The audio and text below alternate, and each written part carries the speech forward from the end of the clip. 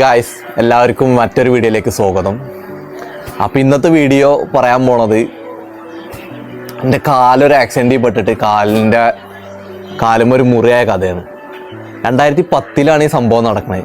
എൻ്റെ തൊട്ടപ്പുറത്തെ വീടായിരുന്നു കോയാക്കാൻ്റെയും കതിയാത്താൻ്റെയും വീട്. അപ്പോൾ ആ വീട്ടിൽ ചെറുത്താത്താൻ്റെ കല്യാണമായിരുന്നു 2010. അങ്ങനെ കല്യാണമൊക്കെ കഴിഞ്ഞു, കല്യാണം എല്ലാം ഉഷാറാക്കി നടന്നു.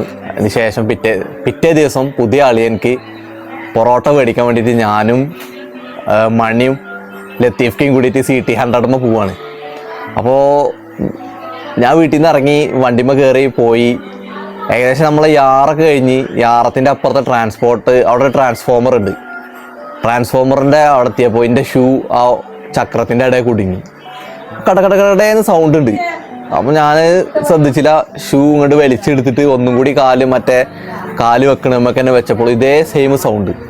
അങ്ങനെ കുറച്ച് ദൂരം പോയപ്പോൾ ബാക്കിൽ നിന്നിട്ട് ബഷീർ മണി ചീർന്ന് നോക്കുമ്പോൾ എന്താ അതിൻ്റെ ഷൂ മൊത്തം ചോരയായിരുന്നു. ഇത് സംഭവം തരിച്ച കാരണം ഞാൻ അറിയുകയും ചെയ്തില്ല.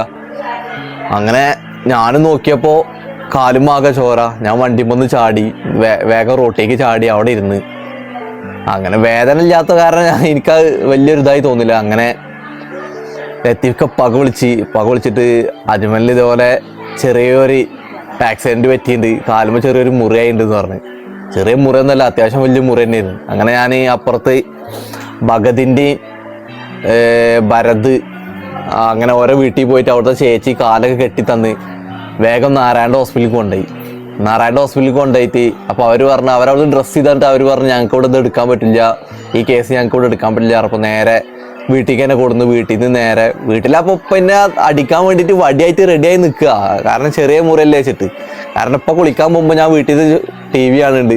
കുളി കഴിഞ്ഞ് വന്നപ്പോൾ ഈ കോളാണ് വരുന്നത് ഇപ്പാക്ക്. അപ്പോൾ എന്നെ അടിക്കാൻ വേണ്ടിയിട്ട് വടിയൊക്കെ ആയിട്ട് റെഡി ആയിട്ട് നിൽക്കുകയായിരുന്നു. അങ്ങനെ വന്നപ്പോൾ ഞാൻ ഒരു ഓട്ടോറിക്ഷയിലാണ് വന്നപ്പോൾ നോക്കുമ്പോൾ വലിയ മുറിയാണ്, അത്യാവശ്യം ചോരയും പോയിട്ടുണ്ട്. അപ്പോൾ വടിയൊക്കെ താഴത്തിട്ട് നേരെ വേഗം കുന്നംകുളം റോയലിലേക്ക് കൊണ്ടുപോയി. അവിടെയാണ് നിന്നിട്ട് സർജറി എല്ലാം കഴിഞ്ഞ് അവിടെ നിന്നായിരുന്നു സർജറി. അങ്ങനെ കുറച്ച് ദിവസം നടക്കാനൊന്നും പറ്റാത്തൊരു 3-4 മാസം ഞാൻ ബെഡ് റെസ്റ്റിൽ തന്നെയായിരുന്നു.